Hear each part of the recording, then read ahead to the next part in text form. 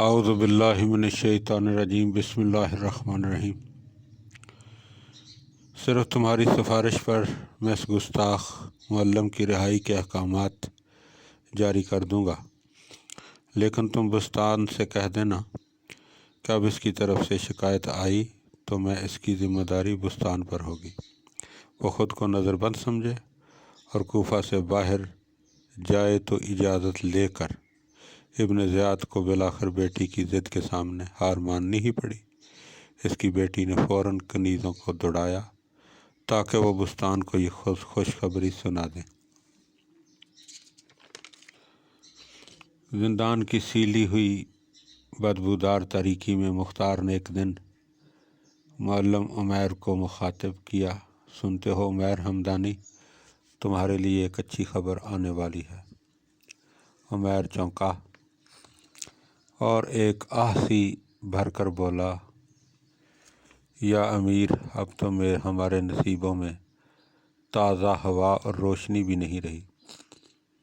اچھی خبر کہاں سے آئے گی؟ تم انتظار تو کرو اور اپنے رب سے بہتری کی امید رکھو۔ مختار کے لہجے میں یقین تھا، اس قادر مطلق کے بھروسے پر ہی تو سانس کی آمد و رفت جاری ہے، ورنہ تو اس عقوبت کدے میں زندہ رہنا کہاں ممکن ہے۔ معلم عمیر کے پژمردہ لہجے میں توانائی کی رمق جاگی۔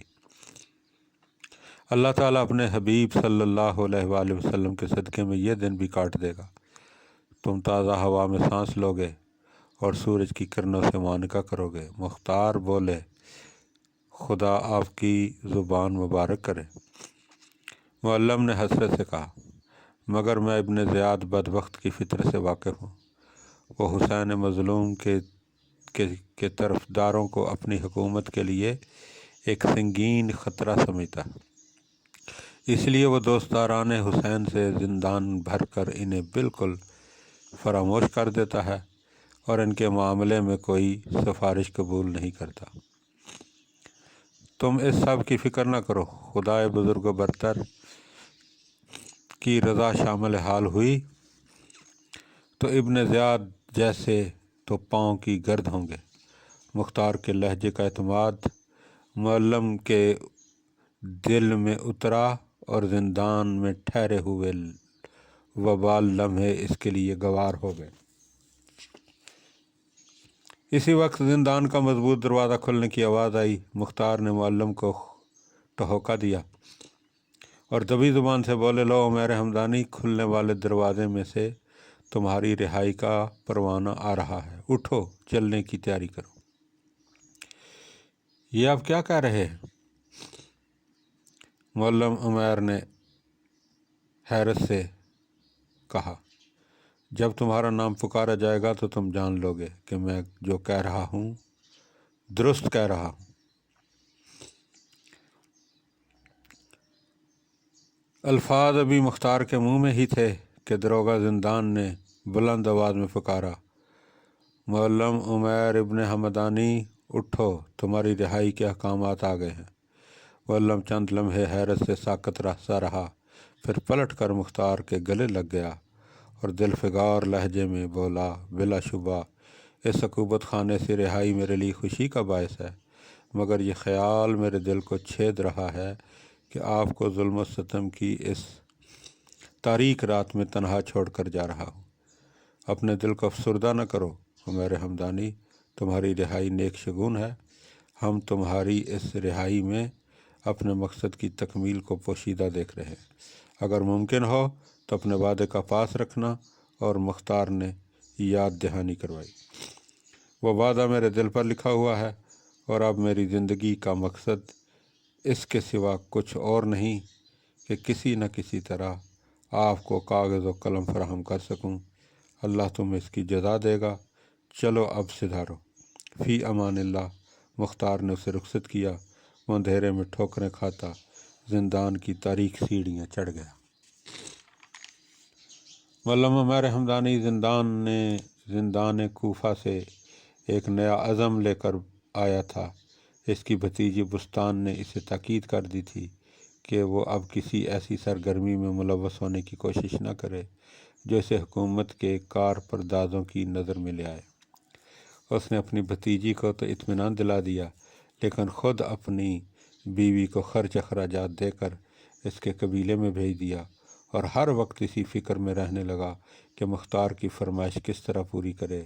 اسے اپنی جان کی پرواہ نہیں تھی، وہ کسی نہ کسی طرح اپنے مقصد کو حاصل کرنا چاہتا تھا۔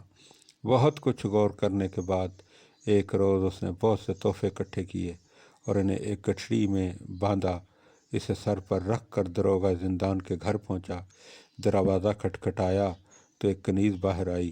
معلم نے پوچھا، کیا داروغہ صاحب گھر پر ہیں؟ جی نہیں، اس وقت تو وہ تشریف نہیں رکھتے۔ فرمائیے، آپ کو کیا کام ہے؟ کنیز نے استفسار کیا۔ میں داروغہ صاحب کا نیاز مند ہوں، تم یہ ہدیہ ان تک پہنچا دینا اور میری طرف سے سلام بھی کہہ دینا۔ معلم نے وہ گٹھڑی اس کے حوالے کرتے ہوئے کہا، آپ اپنا نام تو بتا دیں۔ کنیز نے پوچھا، میرا نام عمیر حمدانی ہے اور پیشہ معلمی ہے۔ معلم اتنا کہہ کر پلٹ آیا۔ دوسرے روز بھی اس نے تحائف کی گٹھڑی بنائی اور داروغہ زندان کی غیر موجودگی میں اس کی کنیز کے حوالے کر کے چلا آیا۔ اس سے اگلے روز بھی اس نے یہی کیا اور اپنا معمول بنا لیا۔ اس پر چند دن گزرے تھے کہ ایک روز ہرکارہ معلم کی ڈیوٹی پر آیا۔ معلم عمیر باہر نکلا تو اس نے اطلاع دی کہ داروغہ زندان نے اس کو ملاقات کے لیے بلایا۔ معلم کے دل میں پکڑ دھکڑ ہونے لگی۔ وہ داروغہ زندان سے ملنے کے لیے تیار تو ہو گیا، لیکن اس کا دل ہزاروں وسوسوں کی اماجگاہ بنا ہوا تھا۔ نہ جانے وہ کس کماش کا انسان تھا۔ بظاہر تو اس کی بے رحمی اور شقاوت کے قصے بہت مشہور تھے۔ معلم اپنی قید کے دوران اس کا رویہ دیکھ چکا تھا، لیکن وہ ہر خطرے کا مقابلہ کرنے کے لیے تیار تھا۔ اسے اپنی جان کی بھی کوئی پرواہ نہیں تھی۔ اسے تو بس ایک ہی دھن لگی ہوئی تھی کہ کسی طرح مختار کی مدد ہو سکے اور وہ آزادی کی فضا میں سانس لے سکیں۔ یوں ہی اندیشوں اور وسوسوں میں گھرا وہ داروغہ زندان کے دروازے پر پہنچا۔ غلام اسے عزت کے ساتھ اندر لے گئے۔ داروغہ زندان اسے پہچان گیا اور بولا، اچھا تو معلم عمیر یہ تم ہو جو ہر روز میرے لیے تحائف اور ہدیے لاتے ہو۔ کیا تمہاری کوئی حاجت ہے جو تم مجھ سے چاہتے ہو؟ معلم نے جرأت سے کام لے لیا۔ ہاں، میں نے جان ہتھیلی پر رکھ لی ہے اور قسم کھائی ہے کہ اپنا وعدہ پورا کروں گا جو میں نے ایک شریف آدمی سے کیا ہے۔ اور اس نے زور دے کر الجھی ہوئی سی بات کی۔ تمہارے اس وعدے سے میرا کیا تعلق؟ داروغہ زندان بولا، میں آپ کی مدد کے بغیر اپنا وعدہ پورا نہیں کر سکتا۔ معلم نے عاجزی سے کہا۔ کیسی مدد؟ اس نے استفسار کیا۔ مجھے ایک قیدی کو کاغذ اور قلم پہنچانا ہے۔ بالآخر حرف مدعا زبان پر لے آیا۔ قیدی کا نام بتاؤ۔ داروغہ زندان نے چونک کر پوچھا۔ میں اس کا نام اس یقین دہانی پر بتاؤں گا کہ اگر آپ کسی وجہ سے میری مدد کرنے پر قادر نہ ہوئے تو میں اور وہ قیدی دونوں آپ کے لیے اجنبی ہوں گے اور کسی عتاب کا نشانہ نہیں بنیں گے۔ معلم نے محتاط سے لہجے میں کہا، میں قول دیتا ہوں کہ تم بے خطر کہو۔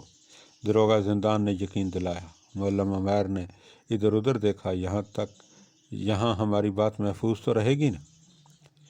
ہاں، تم بے فکر رہو، میں ذمہ دار ہوں، وہ بولا۔ معلم کچھ اور قریب ہوا اور رازداری سے بولا، آپ مختار ثقفی کو تو جانتے ہی ہیں، وہ بے جرموں بے خطا قید ہیں اور بڑی اذیت میں ہیں۔ میں یہ چیزیں ان تک پہنچانا چاہتا ہوں۔ لمحے بھر کو داروغہ پریشان ہو گیا۔ وہ تو حکومت کے باغی ہیں، ان کا شمار تو خطرناک قیدیوں میں ہوتا ہے، ان کے ارادوں سے کون واقف نہیں؟ ان کے بارے میں پیش گوئیاں تو بچے بچے کی زبان پر ہیں۔ اگر اللہ کو ان سے کوئی ایسا ہی کام لینا ہے تو ہمارے ذریعے نہ صحیح کسی اور ذریعے سے ان کی مدد ہو ہی جائے گی۔ البتہ ہم اس اجر سے ضرور محروم رہ جائیں گے جو ایک بے کس قیدی کی مدد کرنے سے ہمیں حاصل ہو سکتا ہے۔ معلم نے پرخیال لہجے میں کہا۔ داروغہ زندان سوچ میں پڑ گیا۔ یہ چند لمحے معلم عمیر کے لیے قیامت سے کم نہیں تھے۔ وہ دھڑکتے ہوئے دل کے ساتھ بے چینی سے پہلو بدل رہا تھا اور بار بار دریدہ نگاہوں سے داروغہ زندان کے چہرے کی طرف دیکھتا تھا۔ اس کے تاثرات سے کوئی اندازہ لگا سکے۔ خدا خدا کر کے دروگے نے سر اٹھایا اور مدھم لہجے میں بولا، اس پر آشوب زمانے میں مجھ جیسوں نے اپنا دین ایمان حکمرانوں کے پاس گروی رکھ چھوڑا ہے اور خود اندھے بہرے اور گونگے بن کر جینے پر مجبور ہیں۔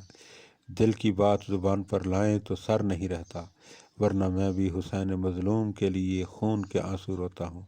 میں بھی چاہتا ہوں کہ مختار سقفی کے بارے میں جو پیش گوئیاں کی جاتی ہیں وہ پوری ہوں اور نواسہ رسول کے خون کا حساب لیا جائے۔ معلم عمیر کا چلواں خون بڑھ گیا۔ اس نے بات کی تو قلبی مسرت کے غلبے سے اس کی آواز کانپ رہی تھی۔ اللہ آپ کو جزائے خیر دے۔ روز حشر رسول اکرم صلی اللہ علیہ وآلہ وسلم کی شفاعت نصیب ہو۔ مجھے اطمینان ہو گیا کہ میری درخواست ضائع نہیں گئی، مجھے اپنے مقصد میں کامیابی ہوگی۔ آپ اس کی کوئی نہ کوئی صورت نکال لیں گے۔ یہاں قریب آؤ اور میری بات غور سے سنو۔ دروغہ زندان نے دبی زبان سے کہا۔ معلم قریب ہوا اور بڑے غور سے سننے لگا۔